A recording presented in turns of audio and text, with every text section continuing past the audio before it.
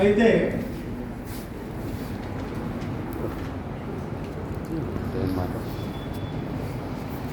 భారతదేశంలో ఈ ఆలోచనలు మన దేశంలో ఈ దేశ పాలకులు నేటివ్ ఇండియన్స్ అనుకుంటారు, ద్రావిడులు. వీళ్ళే మొదటి వారని చెప్పింది బాబాసాహెబ్కి 50 ఏళ్ల ముందు అయోధ్యదాస్ అని చెప్పడమే కాదు, బౌద్ధ సంఘాన్ని, ముఖ్య బౌద్ధ సంఘాన్ని ఏర్పాటు చేసి శ్రీలంక వెళ్ళి బౌద్ధం పుచ్చుకొని కోలార్లో ఒక కాలనీ, బౌద్ధ కాలనీ, వాళ్ళ కులం మాత్రం ఏమీ లేదు, ఏర్పాటు చేసిన తర్వాత 40 ప్రాంతంలో బాబాసాహెబ్ అంబేద్కర్ కోలారు వెళ్ళి తిరుపతి మీదుగా వెళ్ళి, తిరుపతి వెనక భవనం ఉంది, అంబేద్కర్ పేరు పెట్టింది, వెళ్ళి చూసి తర్వాత మాట్లాడు. అది సందర్భం కాదు. చెప్పాల్సింది ఏమిటి అంటే, మనం దక్షిణాది వాళ్ళు, ద్రావిడలో ఉన్నటువంటి వాళ్ళు మన నాయకులను మర్చిపోయాం. ఈ దేశంలో మొదటిసారి ఒక డిగ్రీ చేసి ఒక ప్రొఫెసర్గా ఉండి రాజకీయాలని శాసించిన వాడు ఎంసీ రాజా. ఎంసీ రాజా 1920 ప్రాంతంలో ఏర్పడిన పార్టీలో ఎమ్మెల్యేగా పనిచేసి భారతదేశంలో రిజర్వేషన్లు, ఉద్యోగాల్లో రిజర్వేషన్లు ఇప్పించింది జస్టిస్ పార్టీ. దానికోసం కృషి చేసిన వాడు ఎంసీ రాజా. తర్వాత జస్టిస్ పార్టీ వాళ్ళు ఈ రిజర్వేషన్లు ఇచ్చేటప్పుడు నాన్ బ్రాహ్మిన్ హిందూస్ అని పెడితే దాన్ని కంటెస్ట్ చేసి దళితుల కోసం ప్రత్యేకంగా కావాలని చెప్పి ఆ పార్టీ రిజైన్ చేయకుండా బయటకు వెళ్ళిపోయాడు.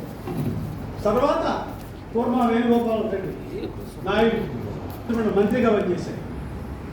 సెంట్రల్ అంటే పార్లమెంటు 50 తర్వాత వచ్చింది, రాజ్యాంగం 52లో వచ్చింది. దానికి ముందు సెంట్రల్ లెజిస్లేటివ్ అసెంబ్లీ అని ఉంది. 1927 తర్వాత యాక్ట్ వచ్చిన తర్వాత central legislative assembly, central legislative అసెంబ్లీలో 10 ఏళ్ళు మంత్రిగా చేశారు. అయితే డిప్రెషన్ క్లాసెస్ పెట్టి ఆది ద్రావిడ, ఆది ఆంధ్ర, ఆది కర్ణాటక, ఆది హిందూ అన్నటువంటి ఉద్యమాన్ని చేసినటువంటి ఎంసీ రాజాని మర్చిపోయారు. ఎందుకు చెప్తున్నానంటే, నేను బ్రాహ్మణ గారితో చెప్పాను, మనం రాజ్యాధికారము అని మాట్లాడుతూ ఉంటాం, బహుజన సమాజము అంటున్నాం. ఇందాక సూర్య గారు కూడా అదే చెప్పారు. బహుజన సమాజాన్ని నిర్మించకుండా బహుజన రాజకీయాన్ని శాసించగలవా? పాసిబిలిటీ ఉంది. ఇది అకాడమిక్ డిస్కషన్ కాబట్టి నేను ఒక పెద్ద పదవి చేసినప్పటికీ నేను బేసికల్గా ప్రొఫెసర్ని కాబట్టి అది చెప్తాను. Yes, possible.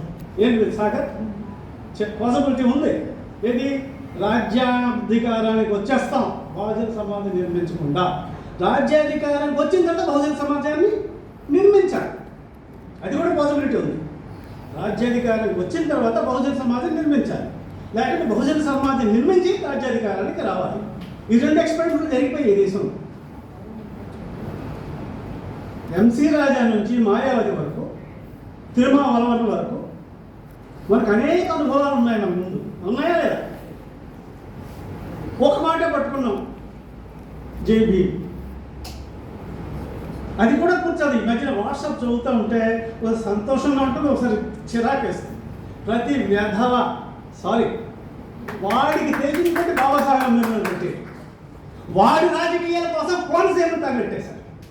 అవునా కదా? నేను అప్పుడు లేను. నేను దుబాయ్లో ఉన్నా. వచ్చిన తర్వాత దిగిన తర్వాత మీకు తెలుసుగా మా మంత్రి గారు మా వియ్యకుడు అక్కడ ఇక్కడ కాదు తెలంగాణ. ఆయన ఏంటంటే రెస్టారెంట్ అంటాడు ఆయన కూడా. రెస్టారెంట్ ఏంటిది మీ ఆంధ్రాలో జరిగింది. వచ్చేసరికి నేను పిలిపివ్వండి 1,00,000 మంది ఊరికి చేయలేమా? లేదు. ఏంటిది ఏం జరుగుతుంది? ఎక్కడికి ప్రయాణం అయ్యాం మనం? ఎక్కడ ప్రారంభించాం, ఎక్కడికి ప్రయాణం అయ్యాం? అసలు బహుజన సమాజాన్ని ఎవరు నిర్మించాలనుకున్నారు? వైదికం అయిపోయిన తర్వాత ఉపనిషత్తులు ప్రారంభమైనప్పుడు ఉపనిషత్తులు తాలూక ధాటికి వర్ణ వ్యవస్థ భయంకరంగా భారతదేశంలో ఎదుర్కొన్నప్పుడు బహుజన హితాయ బహుజన సుఖాయ అని బుద్ధుడు వచ్చాడు. బుద్ధుడు కూడా బౌద్ధంలో కూడా మొదట ఇందాక చదివారు మనవాళ్ళు. అసలు అర్థం తెలియకుండా చదువుతూ ఉంటారు అనుకోండి మనవాళ్ళు. బుద్ధం శరణం గచ్చామి, ధర్మం శరణం గచ్చామి రెండే మొదట. తరువాత బుక్కులు పెరిగి సంఘం పెరిగిపోతుంటే బుద్ధుడు జ్ఞానోదవి సంఘం శరణం గచ్చామి అన్నాడు. సంఘం లేకుండా ఇందులో కొంత గందరగోళం జరిగింది. ఏం జరిగిందంటే ఒక నియమబద్ధమైనటువంటి జీవిత విధానం కోసం, డిసిప్లిన్ కోసం బౌద్ధంలో చేరాడు బాబాసాహెబ్ అంబేద్కర్. కానీ బౌద్ధం చాలా గొప్పది. చాలా మంది ఇక్కడ అర్థం నాకు బౌద్ధం తెలియదు అన్నాడు ఒక పెద్ద మనిషి. ఆయన వ్యాపారం చేస్తుంటాడండి, బౌద్ధ వ్యాపారం. ఏం జరిగింది అంటే అది ఈ సందర్భంగానే ఒక మాట చెప్పేస్తాను. ప్రపంచంలో విజ్ఞానాన్ని అభివృద్ధిని సాధించింది చైనా. జ్ఞానానికి సంబంధించినటువంటి సైన్స్ టెక్నాలజీకి సంబంధించిన ప్రధానమైన 2 అంశాలు వాళ్ళు పట్టుకున్నారు. ఒకటి హార్స్ కాలర్ అంట. హార్స్ అంటే గుర్రానికి కాలర్ ఉంది. ఏంటంటే అది గొప్పదంటే 2,000 సంవత్సరాల నాడు గుర్రం వెనక్కి ముందుకు చూస్తుంది. తెలుసు కదా, గుర్రం కొండెక్కడుతుంది కాబట్టి ముందుకు చూస్తే వెనక్కి చూస్తుంది. కాబట్టి దాన్ని కంట్రోల్ చేయాలి అంటే దగ్గర కాలాలు మొదలు పెట్టారు, కనిపెట్టారు. ఎవరు? చైనా. తరువాత గన్ పౌడర్ని కూడా వాళ్ళే కనిపెట్టారు. కారణం తెలుసా? బౌద్ధంలో ఉన్నటువంటి అభిధమ్మ పీఠిక. ఎవరికి తెలియదు. 3 పీఠికల్లో ఏ పీఠిక ఇంకో పీఠిక అంటారు తప్ప అభిధమ్మ పీఠిక. అభిధమ్మ పీఠిక మొత్తం జ్ఞానానికి సంబంధించింది, లాజిక్ సంబంధించింది. అది 60 వాల్యూమ్స్ కింద వాళ్ళు అనువాదం చేస్తున్నారు చైనా వాళ్ళు. China, Japan, Vietnam. ఈవేళ ప్రపంచానికి సైన్స్ అండ్ టెక్నాలజీ ఇచ్చింది చైనా, జపాన్లే. దానికి కారణం బౌద్ధం. మనం ఎవరు దాన్ని చాలా ఎవరు చేయలేదు. వదిలేదు. ఏమవుతుందంటే ఎందుకు జరుగుతున్నాయంటే మనం ఈ క్రమశిక్షణలో పోయి శ్లోకాలు చదివేసి జ్ఞానంలో నెగ్లెక్ట్ చేసేస్తే జాతి ఏమైపోతుంది? 22వ శతాబ్దానికి వెళ్ళేసరికి మళ్ళీ వెనక్కి వెళ్ళిపోతారు దళితులు. పక్కన పెడతాం. ఇప్పుడు జరిగింది ఏంటి? బహుజన్ ఎలా నిర్మిస్తారు? ఎవరు ప్రారంభించారు? బుద్ధుడు ప్రారంభించారు. అప్పుడు వర్ణాలే ఉన్నాయి, 4 వర్ణాలే ఉన్నాయి. 4 వర్ణాలు నేను ఈ మధ్య చాలా తెలుగులో రాసేసాను. 40 పుస్తకాలు ఇప్పుడు ఇంగ్లీష్ తెలుగులో ఉన్నాయి. ప్రధానంగా వాళ్ళు వచ్చిన తర్వాత వాళ్ళు ఎక్కడి నుంచి వచ్చారు తెలుసు కదా. ధ్రువంతర రాజావరణం, ధ్రువంతర రాజేష్ అని కూడా చెప్తారు. అది ఇక్కడికి కాదు. దేవుడు ఎవరు ఇక్కడ వాళ్ళు కాదు. బహుజన హిందూ, బ్రాహ్మణీయ హిందుత్వం ఒకటే పుస్తకం రాశారు. విశ్వనాథరావు వాళ్ళు వేశారు. తమిళలో అనుభవం. ఈ చెప్తున్నట్టు దేవుడు మనవాళ్ళు కాదు. రాముడు కృష్ణ పక్కన పెట్టాడు. వాళ్ళ తర్వాత బాబాసాహెబ్ దాని గురించి రాశారు. వరుడు మనవాడు కాదు, ఇంద్రుడు మనవాడు కాదు. హెయిర్స్ అది నేను సరదాగా చెప్తాను. వీళ్ళు 3 బ్రహ్మ. క్రైస్తవులు చాలా మంది ఉండొచ్చు. అబ్రహాము, ఇబ్రహీము. బ్రహ్మ, అబ్రహాము, ఇబ్రహీము. వాళ్ళ భార్య సరస్వతి, సారా. వీళ్ళందరూ మెడిటేరియన్ సంబంధించినటువంటి వాళ్ళు, వెటేరియన్ సంబంధించినటువంటి వాళ్ళు, సెంట్రల్ ఏషియాకి సంబంధించినటువంటి. అక్కడి నుంచి దాడి చేసుకుంటూ వచ్చి మన నాగరిక స్థలం నాశనం చేసేసారు. హరప్ప నాగరికత. స్టాలిన్ అధికారంలోకి వచ్చిన తర్వాత మొత్తం భారతదేశం అంతా ఉందని కిలాడి అంటారు. కిలాడి అని ఒక ఎక్స్కవేషన్స్ చేసి హరప్పలో ఏముందో ఇన్ని వేల కింద ఉన్నటువంటి తమిళనాడు కూడా అదే నాగరికత తాగడానికి వచ్చారు. వచ్చిన తర్వాత వచ్చారు గోదావరి అంటే గంగ వరకు వచ్చారు. గంగ నుంచి కిందకి వెళ్ళడానికి వీళ్ళని పట్టుకున్నారు. ఈ ప్రాంతం జార్ఖండ్ నుంచి విదర్భ వరకు ఉన్నటువంటి ఈ ఆదివాసీ కులాలు ఏవైతే ఉన్నాయో, జాతులు ఏదైతే వాళ్ళలోంచి వర్మ, రాజు, స్వామి, దేవుని పేరు పెట్టి వాళ్ళు కలిపేసుకున్నారు. వాళ్ళని డివిజన్ తీసుకొచ్చారు, పెట్టారు, కంట్రోల్ చేశారు. చేస్తే ఏమైంది? వర్ణ వ్యవస్థ కుల వ్యవస్థ కిందమైంది. పాహియాన్ భారతదేశానికి వచ్చేసరికి, చంద్రగుప్తుడి కాలంలో పాహియాన్ భారతదేశానికి వచ్చేసరికి వర్ణాలే ఉన్నాయి. 3 కులాలు ఏంటి? బొచ్చెస్ కొట్టేవాడు, హంటర్స్, ఫిషర్మెన్. ఈ మూడు కూడా కొంచెం దూరంగా ఉంటాయి. ఎందుకంటే సరదాగా అంటూ ఉంటాను, దేశంలో ప్రపంచ నాగరికతలు ఎక్కడైనా 2 వృత్తులు మొదటి. ఒకటి సముద్రం మీద నీటి మీద పనిచేసి చేప పట్టుకునేవాడు, ఏమీ లేకపోతే కొల్లు పట్టుకునేవాడు. ఇదనే ఎలా వృత్తులు ప్రధానం. ఈ 2 వృత్తుల నుంచి నోద కులాలు అంటూ రావడం మొదలు. వాడు బాహ్యం వచ్చేసరికి చంద్రగుప్తుడి కాలంలో వాడు కనపడింది ఏంటి అంటే ఈ 3 కులాలు వాళ్ళు కులాలు కాదండి, వాళ్ళు దూరంగా ఉన్నారు. వాళ్ళ ఊళ్ళో రావాలంటే సౌండ్ చేసి రావడం జరిగేది. వాళ్ళు మనం చెప్తూ ఉంటారు ముందే ఉంది అనేది ఇక్కడ లేదు. అది పేషవా చేసినటువంటిది. ఆంధ్రదేశంలో ఎక్కడా లేదు, తెలుగు సీమలు ఎక్కడా లేదు, ఆంధ్రాలో కూడా లేదు. అది అక్కడ మూనాలు పేషవాలు ఉన్నప్పుడు ముందుకు కట్టారు, వాళ్ళు చేశారు. ప్రపంచ దేశం అంతా లేదు. దానికి కూడా వస్తారు. వచ్చినప్పుడు ఆయన చెప్పాడు. అంటే ఏమైంది? బౌద్ధుని తర్వాత చంద్రగుప్తుడు వచ్చేసరికి కుల వ్యవస్థ పెరిగిపోయింది, కులాలు పెరుగుతూ వచ్చాయి.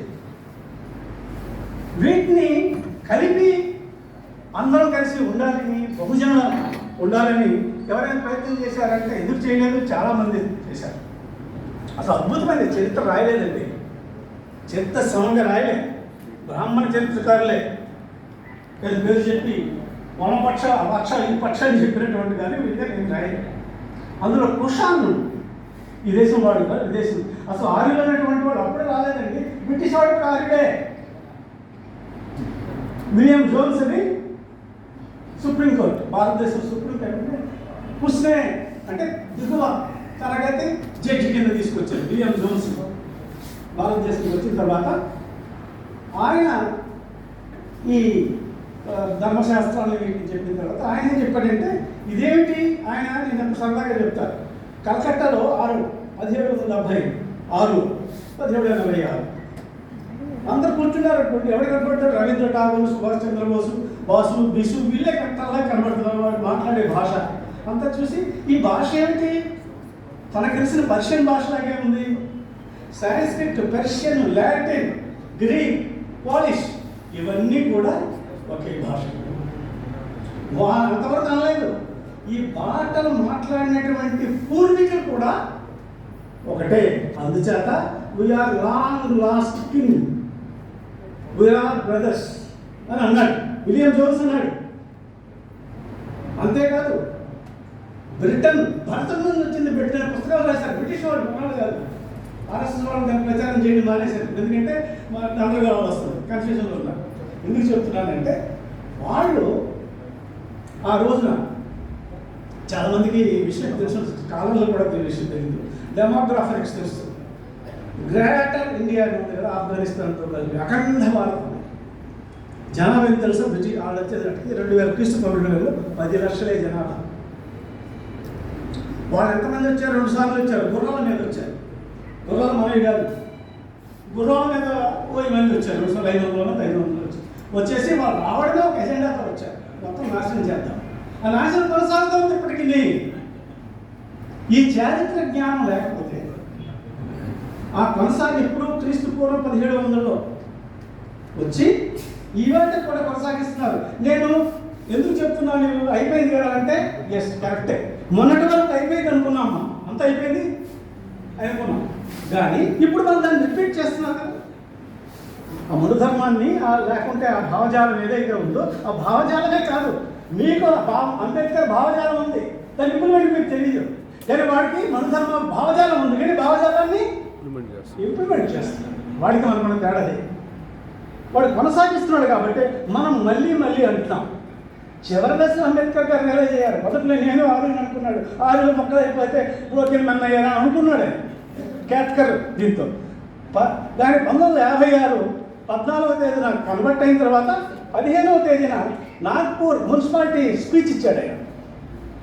ఆ స్పీచ్లో చెప్పాడు, మేము నాగులము, ఈ నాగులది మాది, మేము ద్రావిడము అని అప్పుడున్నాడు. వాళ్ళిద్దరు కూడా అదే అంటే చెప్పొచ్చో చెప్పదు, మా బీసీ గౌరవ గారు చెప్తాను. రాజాకి అంబేద్కర్కి ఉన్న చిన్న గొడవ, ఇద్దరు మళ్ళీ 1942లో ఇద్దరు కలుసుకున్నారు, ఢిల్లీలో కూర్చున్నారు, డిప్యూటీ క్లాస్ మాట్లాడుకున్నారు. ఈయన ద్రావిడ అంటే అక్కడ ద్రావిడ అనలేదు, ఆయన చివరిలో అన్నాడు బాబాసాహెబ్ అంబేద్కర్ ద్రావిడుడు ఈ భారతీయుడు. ఏమైతేనే ఈ బహుజన సమాజాన్ని నిర్మించడానికి మనం చేసిన పరిస్థితి ఏమిటండి? ఇందాక మా సూర్య గారు చెప్పారు, దళిత ఆదివాసి. మొన్నటి వరకు ఇవాళ కూడా మీ లెటర్ హెడ్లో ఎస్సీ ఎస్టీ అసోసియేషన్ అంటారు, అవునా కాదా? ఎప్పుడు ఎస్టీలు కలుపుకున్నారా? ఏమండి?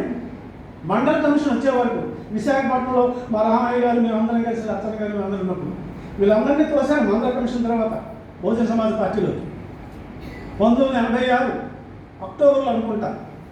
టౌన్ రకాబ్గంజ్ రోడ్ అని ఉంటుంది ఢిల్లీలో, అది బిఎస్ హెడ్ క్వార్టర్స్. నేను వెళ్ళాను, కాంశీరామ్ గారిని తీసుకొచ్చాను.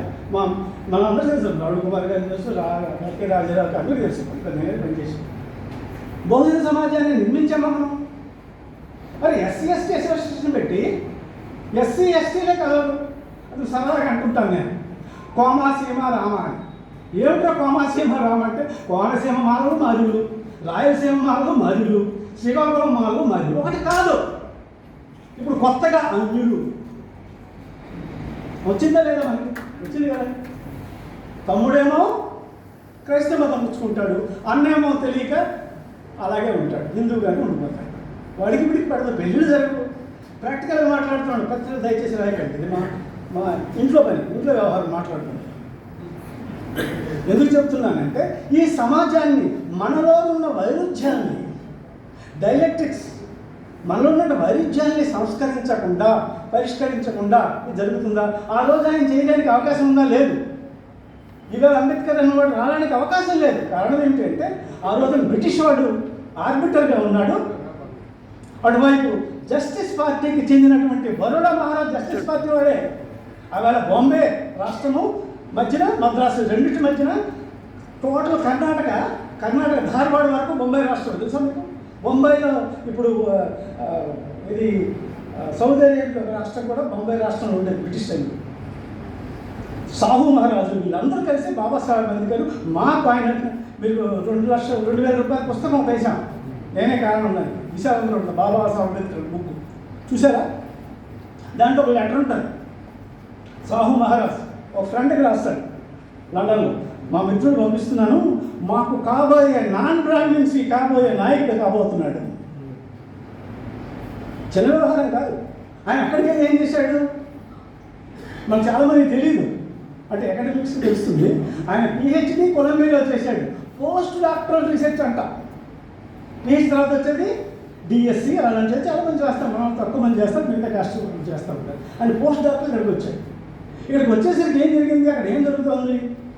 అక్కడ ఆల్రెడీ ఫ్యాబియన్ సోషలిస్ట్ గ్రూప్ ఉంది, జీబీ షా, తానే, తర్వాత ఈ లండన్ స్కూల్ లాక్సీ, హరాడి లాక్సీ, ఆయన వీళ్ళంతా ఈ గురువులు.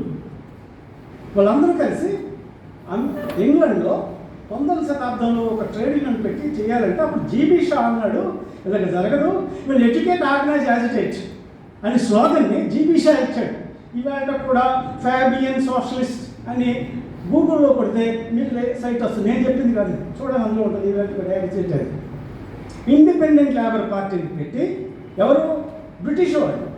ఫ్యాబియన్ తర్వాత వచ్చిన ఇండిపెండెంట్ లేబర్ పార్టీ పెట్టిన తర్వాత దాంట్లో మొట్టమొదటి లేబర్ పార్టీ నుంచి ప్రధానమంత్రిగా మెక్సే డొనాల్డ్ వచ్చాడు, రామ్సే మెక్డొనాల్డ్ కదా. ఆయన ఈయన ఫ్రెండ్స్.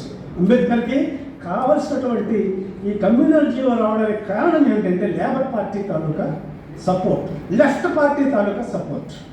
అంటే పునాదులు ఏంటో మనం ఒక్కసారి గ్రహించాలి. ఏదైతే జరిగింది అంత దానికి వద్దాం, బాబాసాహెబ్ తర్వాత నుంచి మన అసలు సమస్య వద్దాం. ఇవాళ భారతదేశంలో కులాలు 4,000, చాలాసార్లు చెప్పండి, మళ్ళీ చెప్తున్నా, 4,243 కులాలు ఉన్నాయి. అందులో షెడ్యూల్డ్ కులాల వాళ్ళు 1214 మాలదాసరి. ఇందాక చెప్పారు ఎవరు? మన సంజయ్ గారు మాలదాసరి కాబట్టి ఆయన గురించి మాట్లాడకండి. కేఆర్ నారాయణ గారు ప్రెసిడెంట్ అయిన తర్వాత ఏమండి ఆయన మాదిగా మారా అని అన్నాడు గారు. ఏంటండి ఇది పరాలని ఉన్నాయి అక్కడ, ఎక్కడ కేరళ. ఈ దళితులు అక్కడ లేవు. ఇంకొక గమ్మత్ చెప్పాలి, ఇక్కడ విశాఖపట్నం వాళ్ళకి గవరై అని ఉంది. గవరై అక్కడ ఎస్సీ షెడ్యూల్ క్యాస్ట్. ఈ తమిళనాడు ఆంధ్ర రాష్ట్రం ఉన్నప్పుడు మన వాళ్ళు వెళ్ళి సర్టిఫికేట్లు తెచ్చేసుకునేవారు. మన గవర్నమెంట్లో వెళ్ళి ఎస్సీ సర్టిఫికేట్ తెచ్చుకున్నారు. తర్వాత 60లో 70లో ఏం చేశారు, ఎక్సెప్ట్ తెలుగు స్పీకింగ్ అవకాశం పెట్టుకున్నారు. అంటే వస్తున్నాం మేము మీకు వస్తున్నా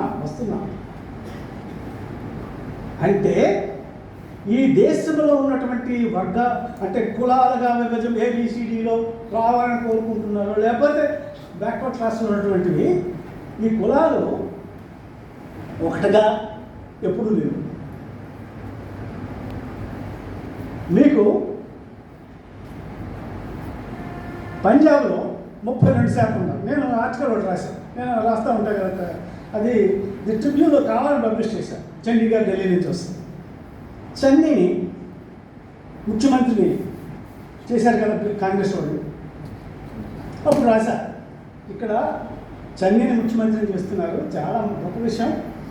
కాంగ్రెస్ రివైవల్ కావాలంటే నేను విశాఖపట్నం ఢిల్లీ నుంచి నేను చైర్మన్ కావాల్సింది, గవర్నర్ కూడా కావాల్సింది, ఏవో గొడవలు జరిగాయి అనుకోండి, పక్కన పెడదాం.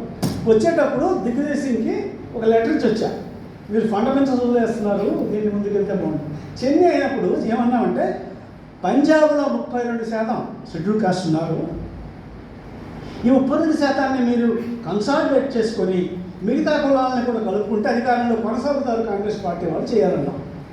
కారణం తెలుసా, పంజాబ్లో ఉన్న కులాలు ఏమి చమర్లు తక్కువే, రామదాసియ, రవిదాసియ, అండ్ రిమెంబర్ అక్కడ ఉన్నటువంటి చాకలి మంగలి మత్స్యకారుడు.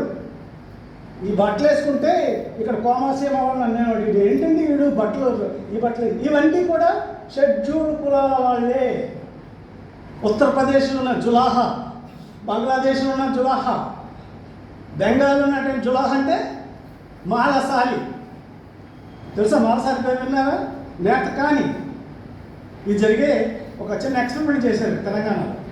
మావాడు ఈశ్వర్ గారు ఏం చేశారంటే, ఇప్పుడు మనమే అవుతున్నాం కానీ వీళ్ళు కూడా చేయాలని పెద్దపల్లి నియోజకవర్గాన్ని ఒక నేతకాన్ని పెట్టారు. ఇప్పుడు ఎంపీ, సిట్టింగ్ ఎంపీ నేతకాన్ని మాలోడే మాడలు మాదిగోళ్ళు మా దాసరులు బొంగు, ఇది ఏంటంటే 63 కులాలు ఒకే కులం.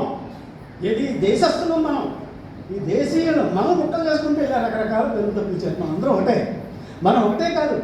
ఈ బహుజన సమాజం అన్నటువంటిది ఏమిటి అంటే, ఉత్తరాదిలో ఉన్నటువంటి వాళ్ళు, దక్షిణాదిలో ఉన్నటువంటి వాళ్ళని మనం చూసుకున్నప్పుడు ఎస్సీ బీసీలు అన్నటువంటి సెపరేట్గా లేరు. అది బహుజన సమాజం. దాన్ని నిర్మించడానికి ప్రయత్నం చేయాలి.